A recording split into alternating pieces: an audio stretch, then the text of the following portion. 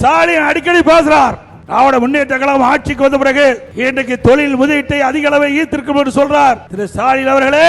வெளிநாட்டுக்கு தொழில் முதலீட்டை ஈர்க்க செல்லுகின்ற பொழுது விமான நிலையத்தில் அந்த செய்தியாளரிடம் பேட்டி கொடுத்தீங்க. அப்போ திராவிட முன்னேற்ற கழகம் ஆட்சிக்கு வந்து 922 புரிந்துணர்வு ஒப்பந்தங்கள் போடப்பட்டது. 10,62,000 கோடி தொழில் முதலீடு ஈர்க்கப்பட்டது.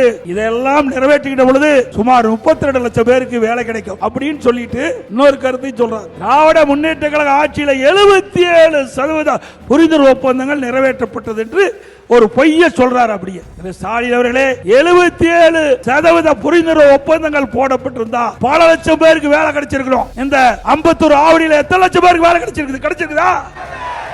அத்தனையும் பொய்.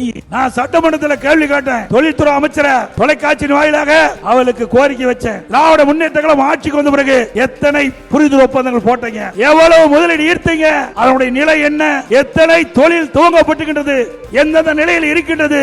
எத்தனை தொழிற்சாலைகள் பயன்பாட்டுக்கு வந்திருக்குது? எவ்வளவு பேருக்கு வேலை கிடைச்சிருக்கு சொன்னா வெள்ளை பேப்பர் எடுத்து காட்டுறார். வெள்ளை பேப்பர் எடுத்து தொழில்துறை மந்திரி காட்டுறார். அவர் உண்மை தான் சொல்லிட்டார். எதுவுமே செய்யல. செஞ்சா தானே காட்ட முடியும். வெள்ளை பேப்பரை காட்டுறதுதான் அவருடைய சாதனை.